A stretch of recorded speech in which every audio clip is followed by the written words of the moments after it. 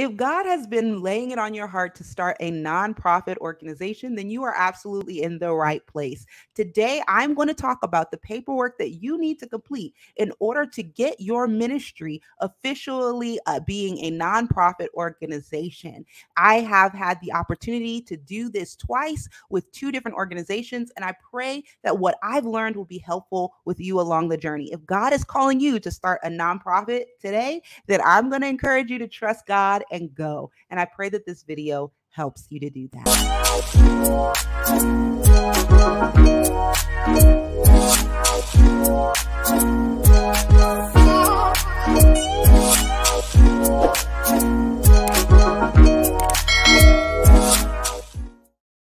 Well, if this is your first time here, welcome. My name is Dominique Young, and I'm so excited that you are here at the Faith Mamas Tribe.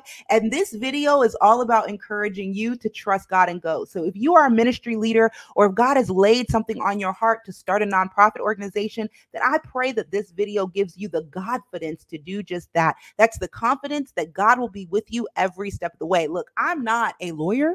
I am also not an accountant, but I am someone that has followed God twice and has established two nonprofit organizations through the IRS. And so I hope that these things help you to do just that. And if you have any other questions other than just the paperwork part, like why is a nonprofit beneficial to have, and how do I have things structured and set up, ask me those questions in the comments below, and I'll be sure to get to them. Also, before we jump into this, I want to say that I have written down a checklist of all the different things that you are going to want to do as you are going through this process. I'm not going to be able to get into all of them today, but I am going to talk about the high level paperwork part because that's mostly what people are asking me about. But in the checklist, it talks about getting your mission statement, your vision statement, your board of directors, all of that stuff. And it also gives you links to every single form that I'm going to tell you about today. It has links in that checklist. So if you are looking for direct links to things, they are in that checklist. The checklist is absolutely free. So go ahead and download it in the description box below.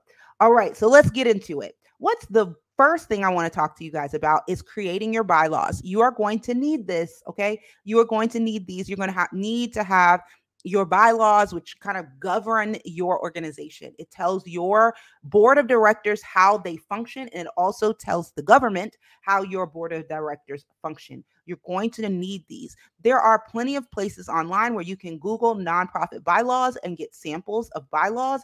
And if you are interested in seeing a ministry bylaws like for Faith Mamas or other ministries, then put it in the comments below, and I would love to send you samples. Look, we're in this together. You're not in this by yourself. If God is saying trust God and go, and he's led you to this video, we're in this together, okay? So if you need some sample bylaws, let me know. But if not, just type it in Google and say sample nonprofit bylaws, and you will get a ton of sample bylaws so that you can create your own. You're going to need them, and you're going to need them to have specific language and jargon in it. So make sure that you look up some of those samples. All right, next, you're going to want to check and see if your name is available. You can check with your Secretary of State. You can also check with your trademark database. I'm looking down at my notes to make sure that I give you the exact places to check. And you can also do a simple Google search to determine if that name is available. In the checklist, I've provided a link for you to go to the trademark database, and so that you can look up your name and see if it's available. So I hope that's helpful to you. And that's actually what we had to do with Faith Mamas. Faith Mamas was not originally Faith Mamas. It was Moms of Faith. But when we checked on that name, it wasn't available. And so the name came Faith Mamas, and that's how we got the name. And I actually believe that it was even a better name than the one that we had at first. So make sure that you check and make sure that name is available before you file any of your paperwork. Next, incorporate your business structure at the Secretary of State's office. Remember this very key component. You want to file for a nonprofit corporation, not an LLC. You do not want to start an LLC with your Secretary of State.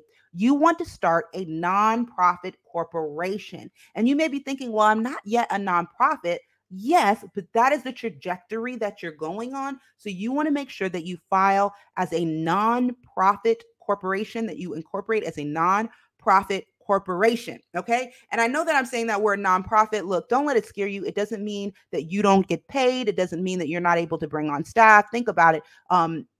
Things like YouVersion and Proverbs 31 Ministries, these are all nonprofit corporations, but they are able to pay their staff well. So don't let the word nonprofit scare you. If God is leading you to start a nonprofit, there's a lot of great benefits and values to doing that. But again, incorporate your business structure at the Secretary of State's office. In the checklist that I put together, it has a link for your state. Like, you will be able to find the links for your state to see how to access your Secretary of State's office. Yes, I put all the links in there for you.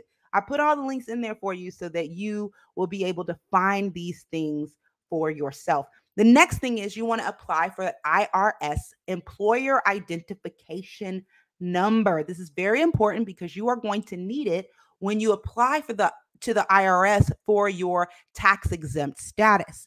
So you're going to have an IRS employer identification number. You're going to want to make sure that you have it. I have included that link for you in that checklist. So you just click on that link and it'll take you right to how you apply for the employer identification number. It's very quick and it's very free, right? So you can do it quickly and you can do this part free. The applying for your business structure, the one that we talked about, is not typically free. You're going to have to check on that one in with your state, but use the links that I put in that checklist to find out those fees. And then the EIN number is free. You can do that right after you do the other part. Okay.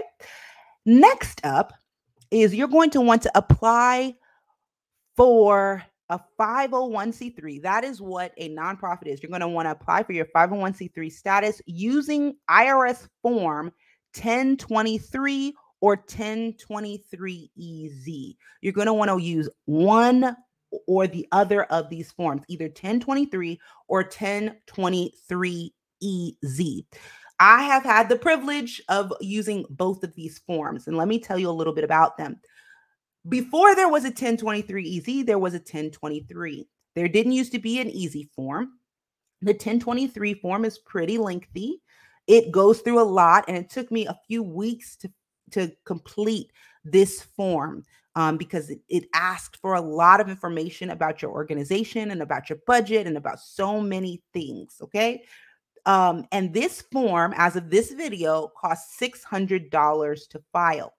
The 1023EZ form took me about 10 minutes to complete.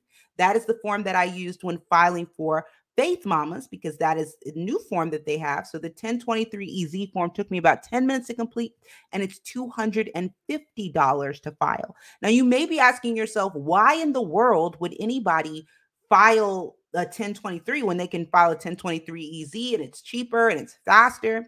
Well, there are some qualifications to the 1023EZ form, and one of the major ones is that you have to look at your projected budget and look at your projected income and say, do you project that this organization will make $50,000 or less every year for the next 3 years?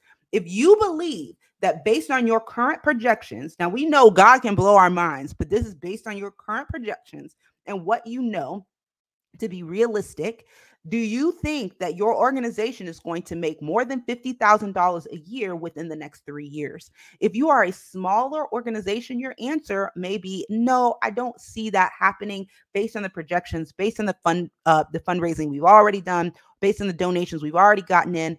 I don't see us going over $50,000 a year for the next 3 years. If that is the case, then you are going to want to file the 1023EZ form. Let me tell you, it is easy. But if you look at your projections and you say, well, I think that we are going to make over $50,000 based on my projection. We're going to make over $50,000 a year within the next 3 years. You're going to want to file the longer form, the 1023 form. Now, if you end up on the third year making more than $50,000 and things like that, you don't get your tax exempt status revoked or anything like that. So you don't have to be nervous about that. Like if God just opens the floodgates of heaven and rains down the finances on you in the third year, you don't have to worry about getting getting that tax exempt status revoked, you may just need to put in a few extra forms of paperwork at that time. Okay, so I just wanted to kind of lay that out for you so you know which form to use, and also do more research, because there are also a few more guidelines that I didn't cover. But in that checklist that I have in the description box, there is a link for the 1023 form, and there's a link for the 1023 EZ form. And at that link, you can find how to apply, and you can also find out more information about the qualifications for each form that I hope will be helpful for you. So my hope is that this video will encourage you to just trust God and go. If He has had this on your heart for some time about starting a nonprofit corporation, then I encourage you to do that. Trust God and go. And I encourage you to ask questions of the people that you know have started nonprofit organizations. Feel free to ask me in the comments. I love to respond to comments. So feel free to ask me any questions that you might have in the comments. I believe wholeheartedly that as individuals that are out here, trying to do the work of God and spread the gospel and do what He's called us to do, we've got to support each other. And so if there's some information that I know that I can share, I want to be able to share. And this is something that I know and that I can share and that I can answer questions on. Again, I'm not a lawyer. I'm not an accountant. I'm just a girl out here following God. And He told me He led me to start a nonprofit organization. And I did. And I pray that the steps that I took in the paperwork and the checklist and all this will encourage you to go out there and trust God and go. He won't fail you. If He is leading you to start a nonprofit, do it.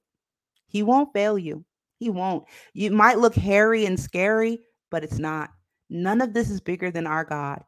And I pray that this video and the checklist that you can download for absolutely free, with all the links that you would need of the things that I've talked about, I pray that it helps you to just start walking and trust God and see where He's going to lead you. If you have any other questions, put them down below.